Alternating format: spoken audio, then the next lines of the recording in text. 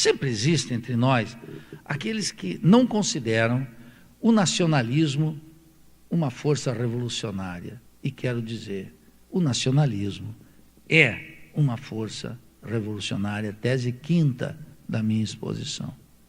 O nacionalismo, já advirto, não é uma enfermidade tropical, porque, em geral, se vocês observarem aqueles formadores de opinião pública, entre os quais podem ter um filósofo como Arnaldo Jabor, ou o Departamento de Filosofia da USP, ambos tipificam o nacionalismo como uma limitação política que devemos evitar. Todo brasileiro nasce antinacionalista. Já está quase colocado no útero. Nasceu, tem que ser um antinacionalista, porque é uma espécie de contribuição genética ao cosmopolitismo bocó que ele futuramente vai exercitar. É um cosmopolitismo bocó, alienante, ignorante das nossas coisas, da sua raiz, da sua cultura, do espaço, da geografia, e etc. Esse nacionalismo é uma força revolucionária. Eu dizia, não é nem de longe, nem de nada, uma enfermidade tropical. Por quê? Se vocês querem ver em estado puro o nacionalismo como uma força, leiam, por exemplo, o discurso de posse do presidente Barack Obama nos Estados Unidos. Não encontrarão uma peça de nacionalismo. Não, desculpe, não estou falando de George Bush,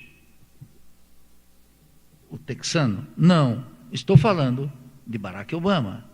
Ambos têm algo em comum: o apreço, a devoção, o trato sistemático com o nacionalismo estadunidense, com uma diferença fundamental.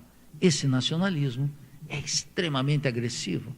É um nacionalismo que busca consolidar uma coesão interna nos Estados Unidos para os objetivos da política externa estadunidense, que são ultra-agressivos. O nacionalismo, aqui na América Latina, sobretudo para a classe dominante, pela chamada inteligência brasileira, é logo hostilizada. É logo tipificado como xenofóbico, como expressão do atraso, como reacionário, etc. E é uma força de mudança fundamental. Sem ele, não vamos consolidar a pátria grande. Sem ele, não vamos avançar na integração latino-americana. É claro, o nosso latino-americanismo, o nosso nacionalismo, é claro que não é hostil à chamada cultura dos países centrais. Porque eu quero dizer aqui, não existe cultura universal, hein? Isso é uma bobajada de quinta. O que é a cultura universal? As obras de Balzac? Não, é obra francesa. No acaso aquilo, Balzac, um francês, um legitimista francês, de resto, brilhante na literatura. Meu amigo Karl Marx me autorizou a ler com a devoção a Balzac. Mas os caras pegam Balzac como a literatura universal. E Zé Lins do Rego, esse é um autor regional. Olha a ignorância, olha o eurocentrismo, olha a barbaridade. Zé Lins do Rego, esse extraordinário, que sem ele não haveria Glauber Rocha, sem Glauber Rocha não haveria o antídoto para a estética da Globo, não tem possibilidade. Esse, uma expressãozinha regional. E Balzac, esse é um grande da cultura universal. Sempre quando me vem com um clássico, um grande da cultura universal, eu já coloco na geladeira o sujeito, 6 anos. Só depois é que vou ler, quando saiu da moda, quando ninguém mais cita na universidade, quando ninguém mais faz as porcarias dos papers, aí eu começo a ver o que pode ficar desse rapaz. Então, o nosso nacionalismo, ao contrário do nacionalismo, peça da expansão imperialista no mundo, o nacionalismo latino-americano é culto. Vou contar uma pequena história para vocês, não vou me estender muito, Gilvan. Quando Hugo Chávez falava na televisão na Venezuela, sabe o que ele levava lá para a televisão? Eu vi ele dando conferência com o livro do Lenin sobre os mercados. Lenin, um russo. Mas também vi ele com Os Miseráveis de Victor Hugo e lendo sobre Jean Valjean. Veja, o nosso nacionalismo não é um nacionalismo que vai dizer Lima Barreto é melhor que Borges, na Argentina, mesmo sendo Borges um reacionário e um conservador. Um reacionário e um conservador de 4 costados, mas é um homem de uma grande literatura. E foi um grande nacionalista até 1925, até 1928. Escreveu 3 livros que até ele disse para não publicar, e a Maria Kodama depois traiu ele e publicou, para bem da cultura nossa, latino-americana. Foi muito bom isso. Eu quero dizer o seguinte, o nosso nacionalismo, ele é uma arma de defesa e de fundamento para a nossa cultura. Ninguém vai entender o que é um francês se não tiver colocado os 2 pés numa rapadura, se não entender a nossa cultura. Como é que pode? Esse sujeito entra no mundo o quê?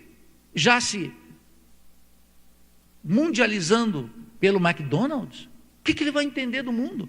Só vai entender o outro, aquilo que é nosso, aquilo que é próprio, como algo exótico.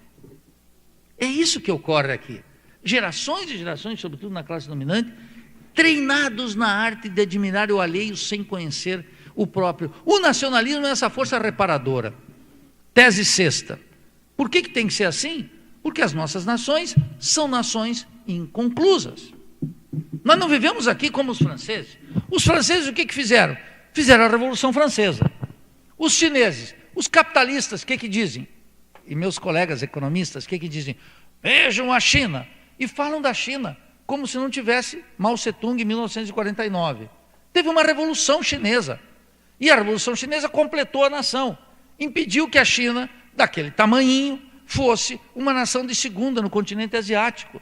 E exatamente quando fez a sua Revolução Nacional, tal como os franceses fizeram, tal como eu digo, os gringos lá nos Estados Unidos, o que eles dizem? A Revolução Americana. Não é a Revolução Americana, é a Revolução Estadunidense. Eles não conhecem ainda que a América é um território de todos nós. Quando eu encontro um gringo, ele diz, eu sou um americano. Eu digo, muito prazer, também sou um americano. Tu é um estadunidense, pô, é outra coisa.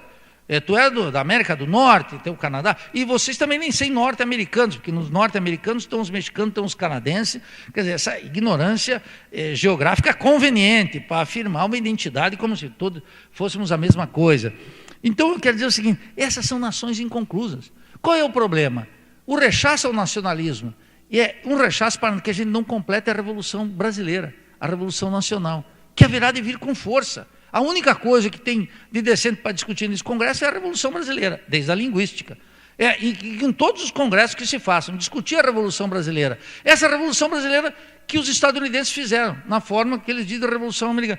Que os ingleses, com orgulho desmedido, chamam de Revolução Gloriosa. Os ingleses sabem que não brincam em serviço. Em nacionalismo, eles não querem ficar atrás de ninguém. Então, eles não dizem a Revolução Inglesa, eles dizem a Revolução Gloriosa. E já colocam Cromwell num cavalo, e civilizando a Europa antes dos franceses, que para eles acham que são os atrasadinhos que fizeram a Revolução em 1789, quando eles em 1650 já tinham mostrado para o mundo o espírito hegeliano agora cavalgando e civilizando todos os povos. Essa gente nega, depois de fazerem a sua revolução, nega o direito dos outros povos de fazer a sua revolução.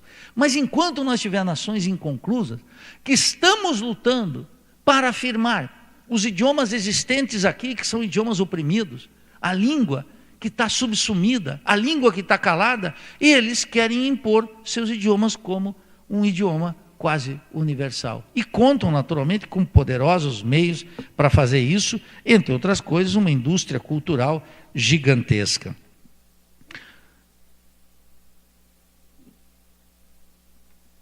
Ainda nesse aspecto de nações inconclusas, quero dizer claramente, qual é o problema?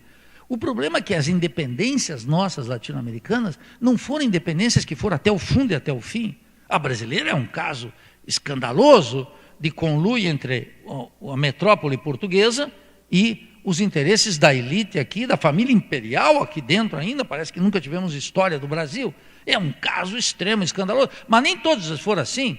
A independência mexicana é uma luta de massas, a independência no Rio da Prata é uma luta de massas, uma luta que opõe interesses de classes muito claramente. A independência na Venezuela teve um componente extraordinário de emancipação social dos trabalhadores, dos camponeses, dos negros, dos indígenas. A independência cubana contou com a figura desse extraordinário escritor José Martí, que é um homem que tem que ser divulgado, esse apóstolo cubano, como eles dizem, um homem extraordinário, que sem o qual não encontraria Lezama Lima e tantos outros escritores, que é um sujeito desconhecido no Brasil, mas é um sujeito, um amante do idioma, que pegou o espanhol e fez uma outra coisa com ele, uma coisa nova, muito mais generosa, muito mais caribenha. Esses estados nacionais nasceram em condições muito difíceis de transição do poder inglês, da decadência do Império Espanhol e Português, e quando a Inglaterra se assentava como oficina no mundo, no Mediterrâneo, em 1830, nós estávamos concluindo as independências.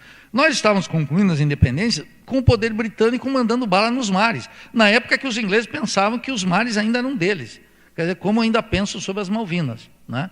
Então, nós não podemos ter ingenuidade sobre isso. Por essas razões, as nações nossas foram inconclusas.